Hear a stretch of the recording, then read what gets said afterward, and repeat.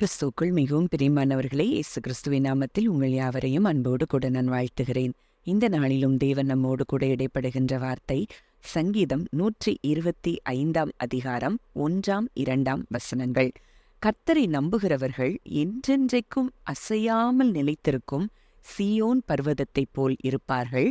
பர்வதங்கள் எருசலேமைச் சுற்றிலும் இருக்குமா போல் கர்த்தர் இது முதல் என்றென்றைக்கும் தம்முடைய ஜனத்தை சுற்றிலும் இருக்கிறார். இந்த வார்த்தையின் மூலம் தேவன் இன்றைக்கு நமக்கு வெளியேற பெற்ற ஒரு சத்தியத்தை கற்றுக் கொடுக்க விரும்புகிறார். அப்போ இந்த வார்த்தையை இந்த முதலாவது வசனத்துல ஆம்பிளிஃபைட் வெர்ஷன்ல நான் வாசிக்கிறேன். Those who trust in, lean on and confidently hope in the Lord are like Mount Zion, which cannot be moved but abides and stands fast forever. அப்போ இந்த வார்த்தை சொல்லுகிற காரியத்தை நம்ம பார்க்கிறோம் அப்படின்னா, தோஸ் ஹூ ட்ரஸ்ட் இன், அவரையே நம்பி, அவரையே சார்ந்து, அவரையே உறுதியான நம்பிக்கையோடு, கான்ஃபிடென்ட் ஹோப்ல நம்புகிற தேவனுடைய பிள்ளைகள் எப்படி இருக்கிறாங்களாம்? சீயோன் பர்வதத்தை போல இருக்கிறாங்களாம். அப்போ அந்த சீயோன் பர்வதம் அப்படிங்கிறது எதை குறிக்குது அப்படின்னா, அது ஒரு ஸ்டெபிலிட்டி, அது ஒரு உறுதியான ஒரு மலை. அதை யாரும் என்ன செய்ய முடியாது, அசைக்க முடியாது. எந்த புயலோ மழையோ காற்றோ அதை என்ன செய்ய முடியாது, அசைக்க முடியாது. அப்படிப்பட்ட ஒரு மலையாய் அந்த சீயோன் மலை காணப்படுகிறது. அப்போ இன்றைக்கு அவரை நம்பி, அவரை சார்ந்து, அவரையே உறுதியாய் விசுவாசிக்கிற அவருடைய பிள்ளைகள் எப்படி இருப்பாங்களாம்? அந்த சீயோன் பர்வதத்தை போல இருப்பாங்களாம். அவங்களுக்கு ஒரு அன்ஷேக்கபிள் ஃபவுண்டேஷன், அசைக்க முடியாத ஒரு அஸ்திபாரம் அங்கே தேவன் மேல இருக்கிறபடியினால அவர்களை ஒன்றும் ஒரு காலும் அசைக்க முடியாது. அதைத்தான் மத்தேயு 7 அதிகாரம் 24, 25 நம்ம பார்க்கிறோம். ஆகையால் நான் சொல்லிய இந்த வார்த்தைகளை கேட்டு இவைகளின்படி செய்கிறவன் எவனோ அவனை கண்மலையின் மேல் தன் வீட்டை கட்டின புத்தியுள்ள மனுஷனுக்கு ஒப்பிடுவேன். பெருமழை சொரிந்து பெருவெள்ளம் வந்து காற்று அடித்து அந்த வீட்டின் மேல் மோதியும் அது விழவில்லை, ஏனென்றால் அது கண்மலையின் மேல் அஸ்திபாரம் போடப்பட்டிருந்தது. இன்றைக்கு அப்போ இந்த வார்த்தை சொல்லுகிற காரியத்தை பார்த்தோன்னா, அவருடைய வார்த்தையை கேட்டு, அவரை நம்பி, அவரை விசுவாசித்து, அவருடைய வாக்குத்தத்தங்களை விசுவாசித்து இப்படி இருக்கிற மனுஷன், அவருடைய கட்டளைகளுக்கு அவர் என்னெல்லாம் சொல்லியிருக்கிறாரோ அதற்கெல்லாம் அந்த கட்டளைகளின்படி அவர் செய்கிற மனுஷன் எப்படி இருக்கிறானா, கண்மலையின் மேல் கட்டப்பட்ட ஒரு புத்தியுள்ள மனுஷனுக்கு ஈடாய் அங்கே இயேசு கிறிஸ்து சொல்லுகிறத பார்க்கிறோம். அப்போ இங்கே நமக்கு கொடுக்கப்பட்டிருக்கிற, இயேசு கிறிஸ்துவின் மூலமாய் கொடுக்கப்பட்டிருக்கிற ஒரே கட்டளை, நான் உங்களிடத்தில் அன்பு கூர்ந்தது போல நீங்களும் ஒருவரிடத்தில் ஒருவர் அன்பு கூறுங்கள் சொல்லி ஒரே கட்டளையாய் அவர் நமக்கு கொடுத்திருக்கிறதை நம்ம அறிந்திருக்கிறோம். அப்போ இந்த அன்பு அப்படிங்கிற அந்த ஒரு பிரதானமான காரியத்தை நம்ம பின்பற்றி அங்கே அவருடைய வார்த்தைகளை விசுவாசிக்கிற நமக்கு என்ன உண்டா? கண்மலையின் மேல் நம்ம கட்டப்பட்டிருக்கிறோம் என்பதை நம்ம அறிந்திருக்கணும். அப்போ கிறிஸ்துவாகிய கண்மலையின் மேல் நம்ம கட்டப்பட்டிருக்கிறபடினால ஒருவேளை என்ன புயல் அடிக்கலாம், காற்று அடிக்கலாம், உலகத்துல என்னென்னலாம் வந்து இந்த மலையாகிய அந்த கண்மலையின் மேல அஸ்திபாரம் போடப்பட்டிருக்கிற நம்ம மேல அடித்தா கூட அது ஒன்றும் அதுக்காக, அது இருந்த நிலையில அது அப்படியேத்தான் இருக்குமே தவிர அதுக்கு ஒரு சேதமும் வராது என்பதை நீங்கள் அறிந்து கொள்ள வேண்டும். இப்ப இன்றைக்கு நீங்களும் நானும் அவரை விசுவாசிக்கிற பிள்ளைகளாய் இருக்கிறோம்.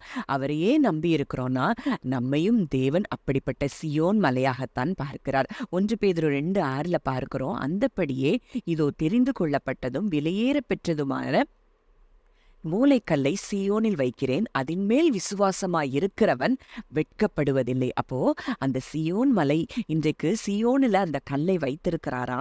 அந்த கல், அந்த பாறை, அந்த இயேசு கிறிஸ்துவாகி அந்த கண்மலையின் மேல் நம்பிக்கையாய் இருக்கிறவன், விசுவாசமாய் இருக்கிறவன் வெட்கப்படுவதில்லை அப்படின்னு சொல்லி வேதம் சொல்லுது. அப்போ ஏசாயா 26:3 பார்க்கிறோம், உம்மை உறுதியாய் பற்றி கொண்ட மனதை உடையவன் உம்மையே நம்பி இருக்கிறபடியினால் நீர் அவனை பூரண சமாதானத்துடன் காத்துக்கொள்வீர் அப்படின்னு சொல்லி வேதம் சொல்லுகிறத பார்க்கிறோம். அப்போ இன்றைக்கு அவர் மேல் நம்பிக்கையாயிருந்து அவர் மேல விசுவாசமாய் இருக்கிற பிள்ளைகளுக்கு சமாதானம் நிச்சயம் உண்டு. சரி, அது எப்போ அப்ப அந்த சமாதானம் வரும் அப்படின்னா, நம்ம 2 பேதுரு 1:2 பார்க்கிறோம், தேவனையும் நம்முடைய கர்த்தராகிய இயேசுவையும் அறிகிற அறிவினால் உங்களுக்கு கிருபையும் சமாதானமும் பெருக கடவது. அப்போ இன்றைக்கு இயேசு கிறிஸ்து யார், தேவன் யார், அவருடைய நேச்சர் என்ன, அவர் எப்படிப்பட்டவர் அப்படிங்கிற அறிகிற அறிவு தான் நமக்கு சமாதானத்தை கொடுக்கும்.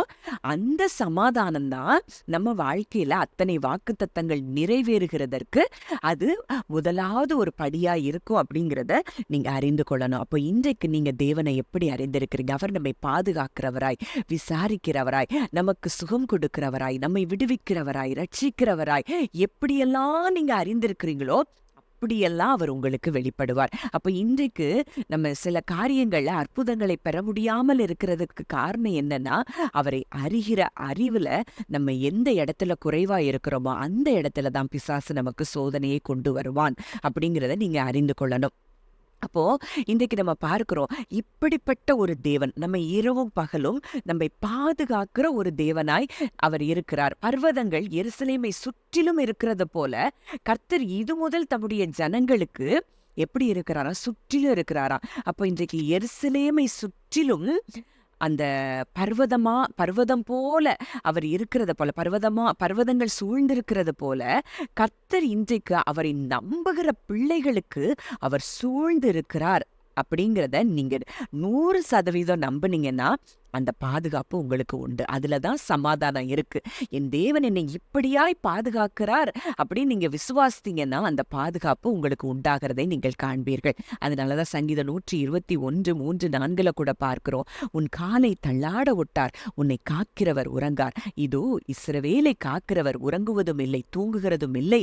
கர்த்தர் உன்னை காக்கிறவர், கர்த்தர் உன் வலது பக்கத்திலே உனக்கு நிழலா இருக்கிறார். இப்படியெல்லாம் அந்த சங்கீதத்துல நம்ம பார்க்கிறோம். இப்படி நீங்க தேவனை பார்ப்பீங்கன்னா நீங்க அறிந்து கொண்ட விதத்துல அவர் உங்களுக்கு வெளிப்படுவார். அப்போ இன்றைக்கு நமக்கு இப்படிப்பட்ட காரியங்கள்ல ஒரு பாதுகாப்பின் குறைவுல நம்ம இருந்தோம் அப்போ அப்படின்னு சொன்னா, நம்ம தேவனை அறிய வேண்டிய விதத்துல அறியாததுனால, விசுவாசிக்க வேண்டிய விதத்துல நம்ம விசுவாசிக்காததுனால நம்ம நிறைய ஆபத்துகள்ல நம்ம மாட்டி இருந்திருக்க கூடாது. அதனாலதான் வசனம் சொல்லுது, விசுவாசத்தினாலே நீதிமான் பிழைப்பான். அப்போ மனுஷன் அப்பத்தினால் மாத்திரமல்ல, தேவனுடைய வாயிலிருந்து புறப்படுகிற ஒவ்வொரு வார்த்தையினாலும் பிழைப்பான் அப்படின்னு சொல்லி இருக்குதுன்னா, இன்றைக்கு அவருடைய வார்த்தையை நம்ம நம்பும் போது, விசுவாசிக்கும் போது நமக்கு சமாதானம் உண்டாகும், கிருபை உண்டாகும். அந்த சமாதானமும் கிருபையை நம்ம வாழ்க்கையில அவருடைய பாதுகாப்பையும் விடுதலையும் ஆசீர்வாதங்களையும் நிச்சயம் கொண்டு வரும் என்பதை இந்த சத்தியத்தின் மூலம் நம்ம அறிந்து கொள்ளலாம். ஜெபிக்கலாம். நல்ல தகப்பனை, நன்றியோடு உம்மை துதிக்கிறோம், ஸ்தோத்தரிக்கிறோம். அப்பா, இந்த நாளிலும் எங்களோடு கூட இடைப்பட்ட உம்முடைய வார்த்தையின்படி அப்பா, உண்மையே நம்பியிருக்கிற பிள்ளைகளுக்கு ஆண்டவரே அப்பா, நீர் பாதுகாக்கிறீர் என்பதை நாங்கள் இன்றைக்கு அறிந்திருக்கிறோம் சுவாமி. இன்றைக்கு நாங்களும் உண்மை அப்படித்தான் நாங்கள் பார்க்கிறோம்ப்பா. எங்களை சுற்றிலும் நீர் இருக்கிறீர் தகப்பனே. எங்களை இரவும் பகலும் எங்களுக்கு பாதுகாப்பாய் நீர் இருக்கிறீர். தூங்காமலும் உறங்காமலும் நீர் பாதுகாக்கிறீர் அப்பா. அந்த கிருபைக்காய் நன்றி செலுத்துகிறோம். துதி இதை கேட்கிற ஒவ்வொருவருடைய வாழ்க்கையிலும் கர்த்தர் அப்படியே பாதுகாவலானாய் நீர் செயல்பட்டு ஆசீர்வாதங்களை கொடுக்கிறவராய் நீர் செயல்படுகிற கிருபைக்காய் நன்றி செலுத்துகிறோம். இயேசுவின் மூலம் கேட்கிறோம், ஜீவனுள்ள நல்ல பிதாவே, ஆமேன்.